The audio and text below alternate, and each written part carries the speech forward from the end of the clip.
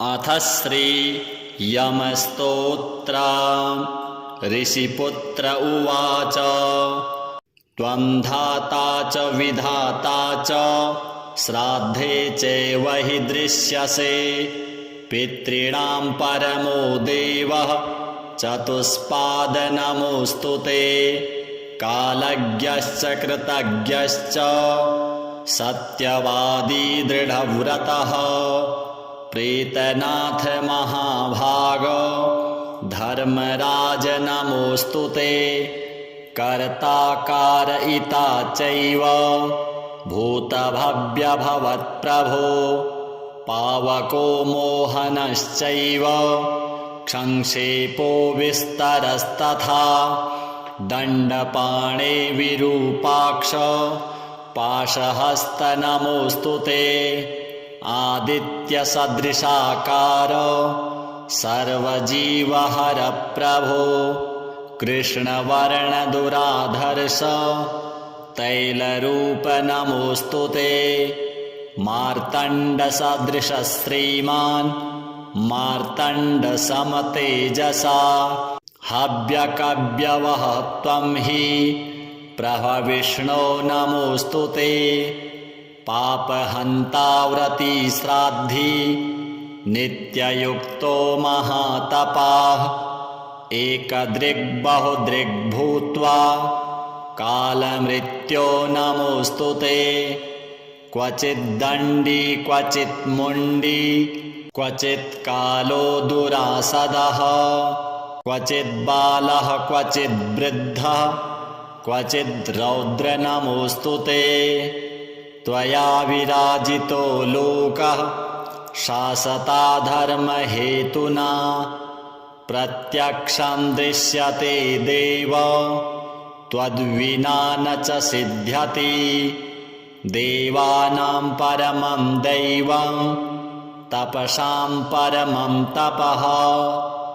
जपानां परमं जप्यं त्वत्तः चान्यो न दृश्यते।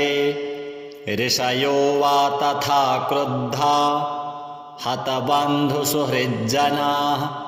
पतिव्रतास्तु या नार्यो दुःखिता तपसि स्थिताः। नत्वा शक्ता इह स्थानात् पातनाय कदाचन। तस्मात् त्वं सर्वदेवेषु एको धर्मभृतां वरः। कृतज्ञः सत्यवादी च सर्वभूतहिते रतः। त्वं धाता च विधाता च श्राद्धे चैव हि दृश्यसे। पितॄणां परमो देवः चतुष्पाद नमोऽस्तु ते। कालज्ञश्च कृतज्ञश्च सत्यवादी दृढव्रतः। प्रीतनाथ महाभाग धर्मराज नमोऽस्तु ते। कर्ता कारयिता चैव भूतभव्यभवत्प्रभो। पावको मोहनश्चैव क्षंक्षेपो विस्तरस्तथा। दण्डपाणे विरूपाक्ष पाशहस्त नमोऽस्तु ते। आदित्यसदृशाकार सर्वजीवहर प्रभो। कृष्णवर्णदुराधर्ष तैलरूप नमोऽस्तु ते। मार्तण्डसदृश श्रीमान् मार्तण्डसमतेजसा। हव्यकव्यवः त्वं हि प्रभविष्णो नमोऽस्तु ते। पापहन्ता व्रतिश्राद्धि नित्ययुक्तो महातपाः। एकदृग्बहुदृग्भूत्वा कालमृत्यो नमोऽस्तु ते। क्वचिद्दण्डी क्वचिन्मुण्डी क्वचित्कालो दुरासदः। क्वचिद्बालः क्वचिद्वृद्धः क्वचिद्रौद्र नमोऽस्तु ते। त्वया विराजितो लोकः शासता धर्महेतुना। प्रत्यक्षं दृश्यते देव त्वद्विना न च सिद्ध्यति देवानां परमं दैवं तपसां परमं तपः जपानां परमं जप्यं त्वत्तः चान्यो न दृश्यते ऋषयो वा तथा क्रुद्धा हतबन्धुसुहृज्जनाः पतिव्रतास्तु या नार्यो दुःखिता तपसि स्थिताः नत्वा शक्ता इह स्थानात् पातनाय कदाचन तस्मात् त्वं सर्वदेवेषु एको धर्मभृतां वरः कृतज्ञः सत्यवादी च सर्वभूतहिते रतः त्वं धाता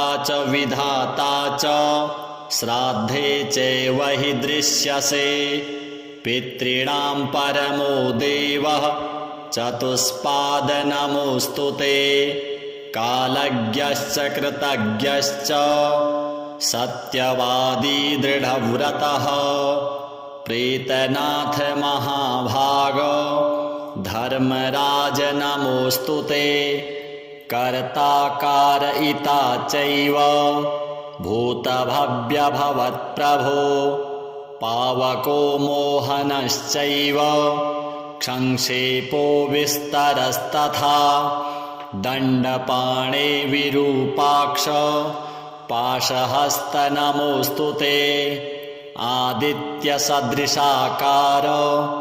सर्वजीवहर प्रभो कृष्णवर्णदुराधर्ष तैलरूप नमोऽस्तु ते मार्तण्डसदृशः श्रीमान् मार्तण्डसमतेजसा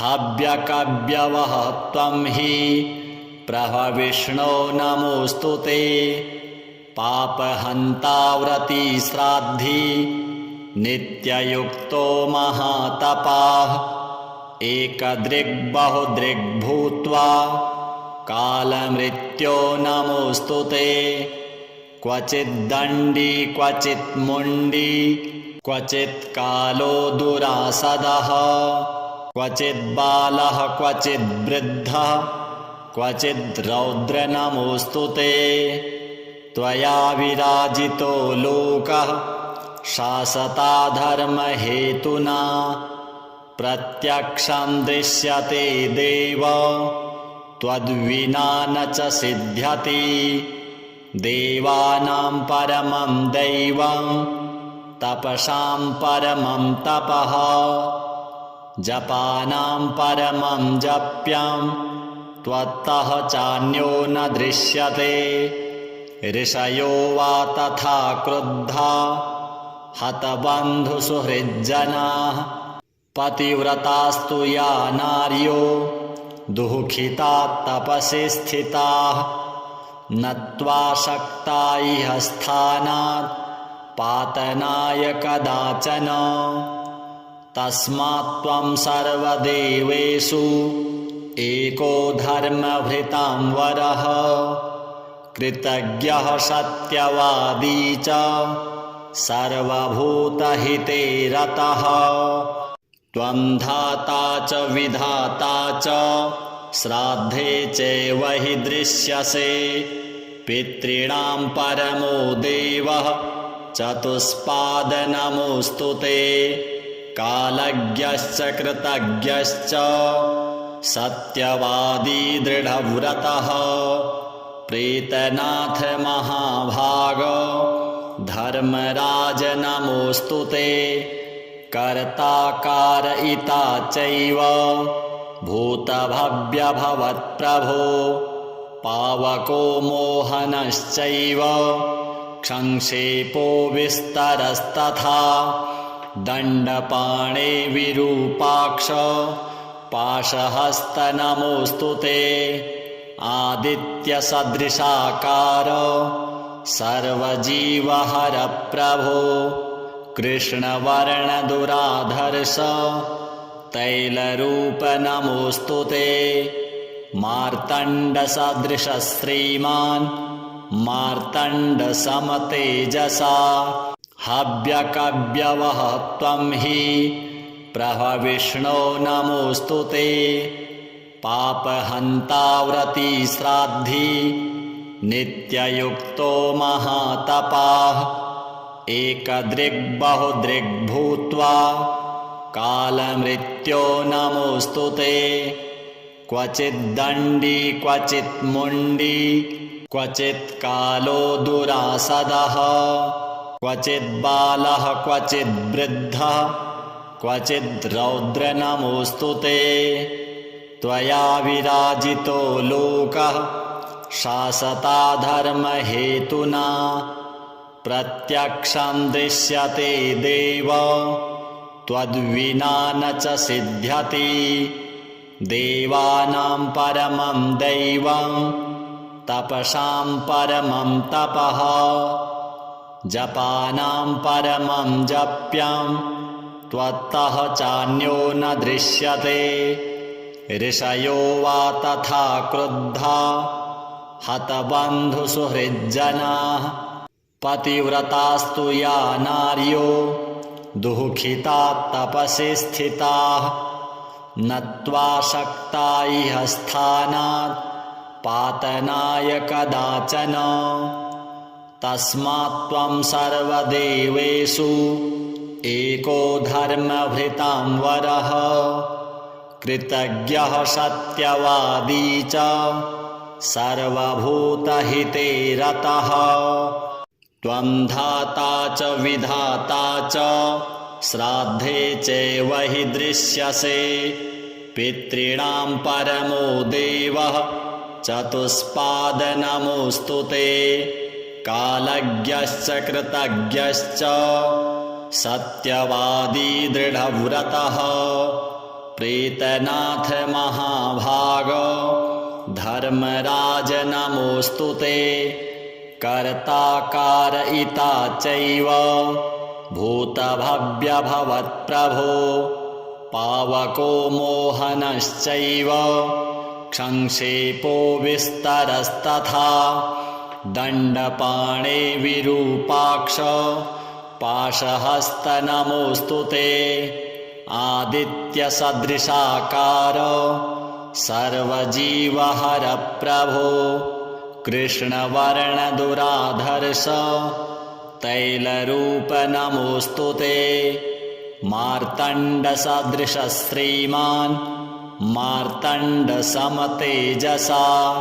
हव्यकव्यवः त्वं हि प्रभविष्णो नमोऽस्तु ते पापहन्ताव्रती श्राद्धि नित्ययुक्तो महातपाः एकदृग्बहुदृग्भूत्वा कालमृत्यो नमोऽस्तु ते क्वचिद्दण्डी क्वचिन्मुण्डी क्वचित्कालो दुरासदः क्वचिद्बालः क्वचिद्वृद्धः क्वचिद्रौद्र नमोऽस्तु ते त्वया विराजितो लोकः शासता धर्महेतुना प्रत्यक्षं दृश्यते देव त्वद्विना न च सिद्ध्यति देवानां परमं दैवं तपसां परमं तपः जपानां परमं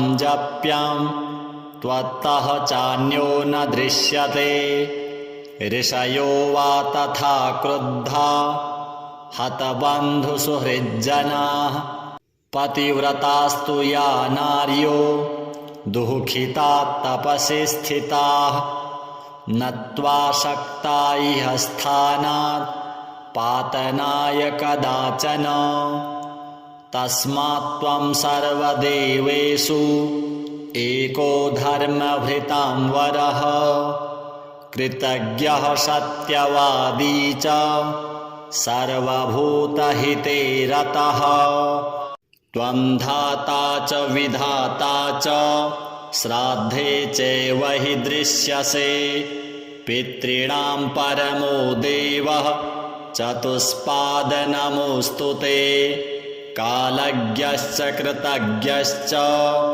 सत्यवादी दृढव्रतः प्रीतनाथ महाभाग धर्मराज नमोऽस्तु ते कर्ता कारयिता चैव भूतभव्यभवत्प्रभो पावको मोहनश्चैव क्षंक्षेपो विस्तरस्तथा दण्डपाणे विरूपाक्ष पाशहस्त नमोऽस्तु ते आदित्यसदृशाकार सर्वजीवहर प्रभो कृष्णवर्णदुराधर्ष तैलरूप नमोऽस्तु ते मार्तण्डसदृश श्रीमान् मार्तण्डसमतेजसा हव्यकव्यवः त्वं हि प्रभविष्णो नमोऽस्तु ते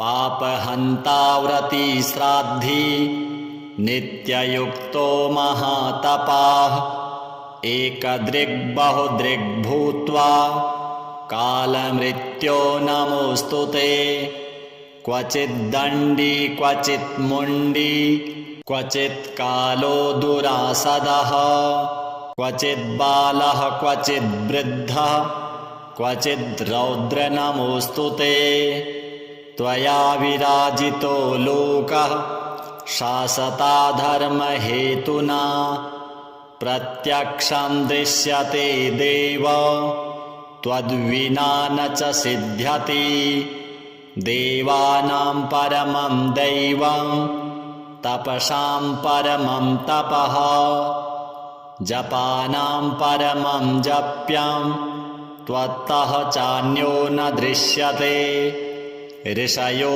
वा तथा क्रुद्धा हतबन्धुसुहृज्जनाः पतिव्रतास्तु या नार्यो दुःखिता तपसि स्थिताः नत्वा शक्ता इह स्थानात् पातनाय कदाचन तस्मात् त्वं सर्वदेवेषु एको धर्मभृतां वरः कृतज्ञः सत्यवादी च सर्वभूतहिते रतः त्वं धाता च विधाता च श्राद्धे चैव हि दृश्यसे पितॄणां परमो देवः चतुष्पाद नमोऽस्तु ते कालज्ञश्च कृतज्ञश्च सत्यवादी दृढव्रतः प्रीतनाथ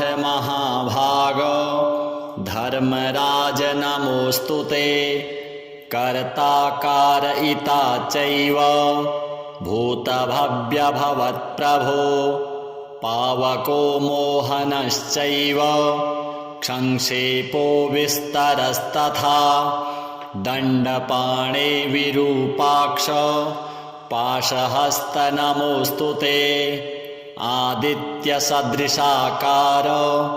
सर्वजीवहर प्रभो कृष्णवर्णदुराधर्ष तैलरूप नमोऽस्तु ते मार्तण्डसदृश श्रीमान् मार्तण्डसमतेजसा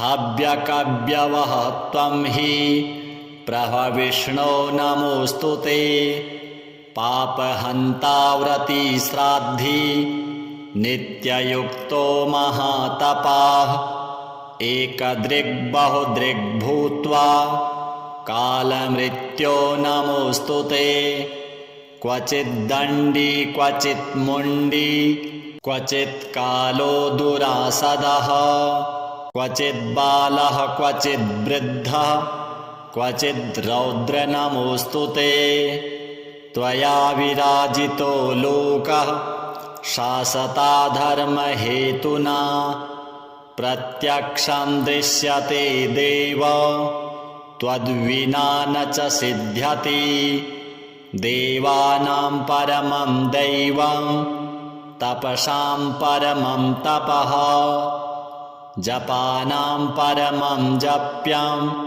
त्वत्तः चान्यो न दृश्यते ऋषयो वा तथा क्रुद्धा हतबन्धुसुहृज्जनाः पतिव्रतास्तु या नार्यो दुःखिताः तपसि स्थिताः नत्वा शक्ता इह स्थानात् पातनाय कदाचन तस्मात् त्वं सर्वदेवेषु एको धर्मभृतां वरः कृतज्ञः सत्यवादी च सर्वभूतहिते रतः त्वं धाता च विधाता च श्राद्धे चैव हि दृश्यसे पितॄणां परमो देवः चतुष्पाद नमोऽस्तु ते कालज्ञश्च कृतज्ञश्च सत्यवादी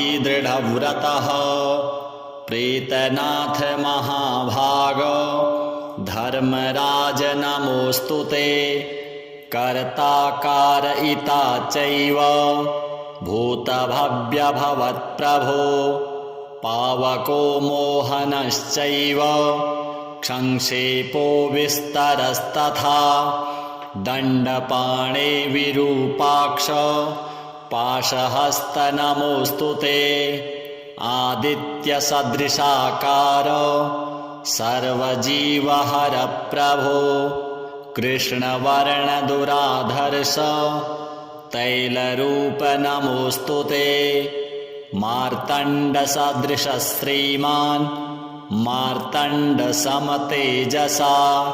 हव्यकव्यवः त्वं हि प्रभविष्णो नमोऽस्तु ते पापहन्ताव्रती श्राद्धि नित्ययुक्तो महातपाः एकदृग्बहुदृग्भूत्वा कालमृत्यो नमोऽस्तु ते क्वचिद्दण्डी क्वचिन्मुण्डी क्वचित् कालो दुरासदः क्वचिद्बालः क्वचिद्वृद्धः क्वचिद्रौद्र नमोऽस्तु ते त्वया विराजितो लोकः शासता धर्महेतुना प्रत्यक्षं दृश्यते देव त्वद्विना न च सिद्ध्यति देवानां परमं दैवं तपसां परमं तपः जपानां परमं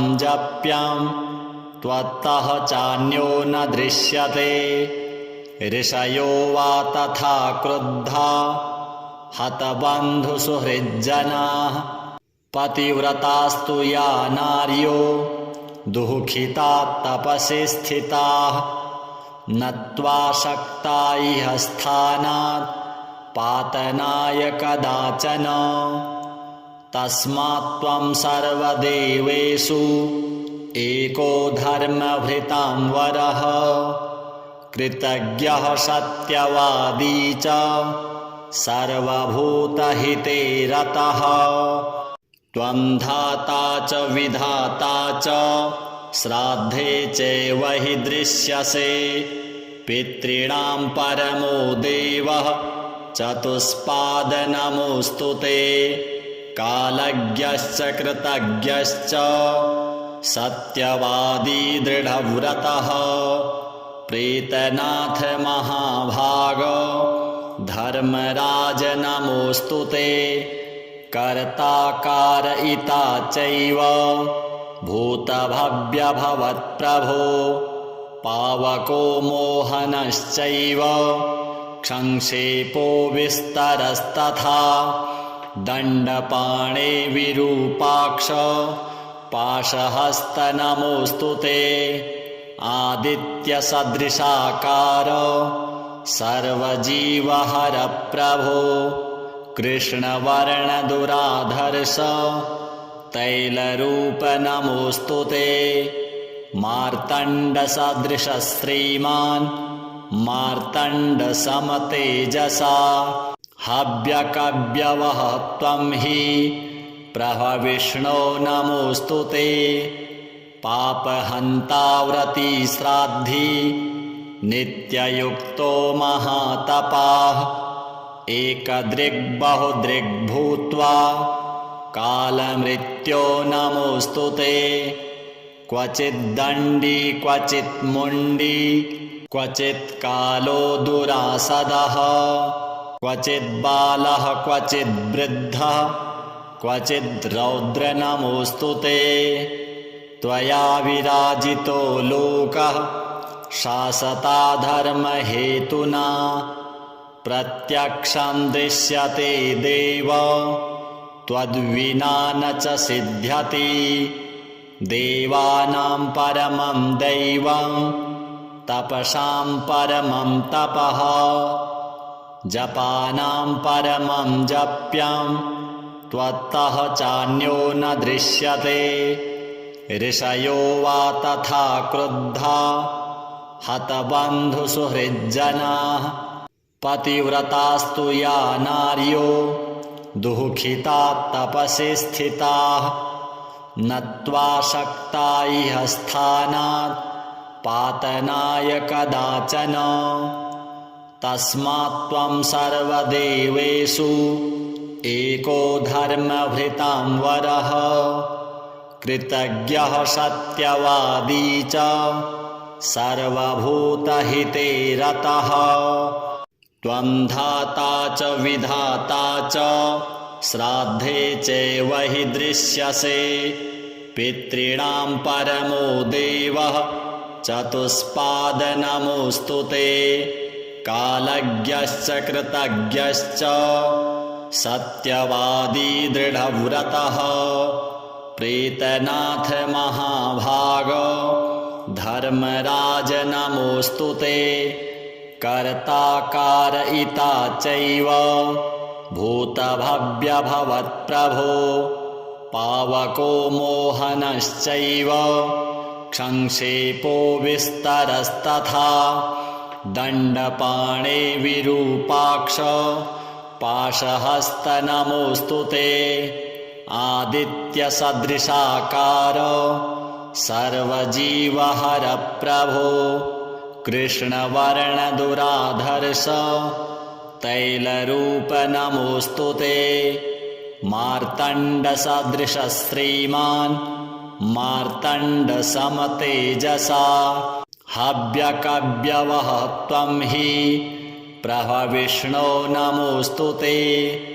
पापहन्ता व्रतिश्राद्धि नित्ययुक्तो महातपाः एकदृग्बहुदृग्भूत्वा कालमृत्यो नमोऽस्तु ते। क्वचिद्दण्डी क्वचिन्मुण्डी क्वचित्कालो दुरासदः क्वचिद्बालः क्वचिद्वृद्धः क्वचिद्रौद्र नमोऽस्तु ते।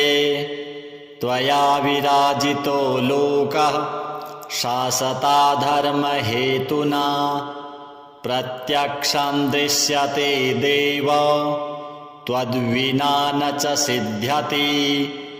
देवानां परमं दैवं तपसां परमं तपः जपानां परमं जप्यं त्वत्तः चान्यो न दृश्यते। ऋषयो वा तथा क्रुद्धा हतबन्धुसुहृज्जनाः पतिव्रतास्तु या नार्यो दुःखिता तपसि स्थिताः नत्वा शक्ता इह स्थानात् पातनाय कदाचन। तस्मात् त्वं सर्वदेवेषु एको धर्मभृतां वरः कृतज्ञः सत्यवादी च सर्वभूतहिते रतः। त्वं धाता च विधाता च श्राद्धे चैव हि दृश्यसे। पितॄणां परमो देवः चतुष्पाद नमोऽस्तु ते। कालज्ञश्च कृतज्ञश्च सत्यवादी दृढव्रतः प्रीतनाथ महाभाग धर्मराज नमोऽस्तु ते। कर्ता कारयिता चैव भूतभव्यभवत्प्रभो पावको मोहनश्चैव क्षंक्षेपो विस्तरस्तथा दण्डपाणे विरूपाक्ष पाशहस्त नमोऽस्तु ते आदित्यसदृशाकार सर्वजीवहर प्रभो कृष्णवर्णदुराधर्ष तैलरूप नमोऽस्तु ते मार्तण्डसदृश श्रीमान् मार्तण्डसमतेजसा हव्यकव्यवः त्वं हि प्रभविष्णो नमोऽस्तु ते पापहन्ताव्रती श्राद्धि नित्ययुक्तो महातपाः एकदृग्बहुदृग्भूत्वा कालमृत्यो नमोऽस्तु ते क्वचिद्दण्डी क्वचिन्मुण्डी क्वचित्कालो दुरासदः क्वचिद्बालः क्वचिद्वृद्धः क्वचिद्रौद्र नमोऽस्तु ते त्वया विराजितो लोकः शासता धर्महेतुना प्रत्यक्षं दृश्यते देव त्वद्विना न च सिद्ध्यति देवानां परमं दैवं तपसां परमं तपः जपानां परमं जप्यं त्वत्तः चान्यो न दृश्यते ऋषयो वा तथा क्रुद्धा हतबन्धुसुहृज्जनाः पतिव्रतास्तु या नार्यो दुःखिता तपसि स्थिताः नत्वा शक्ता इह स्थानात् पातनाय कदाचन तस्मात् त्वं सर्वदेवेषु एको धर्मभृतां वरः कृतज्ञः सत्यवादी च सर्वभूतहिते रतः श्रीयमार्पणमस्तु।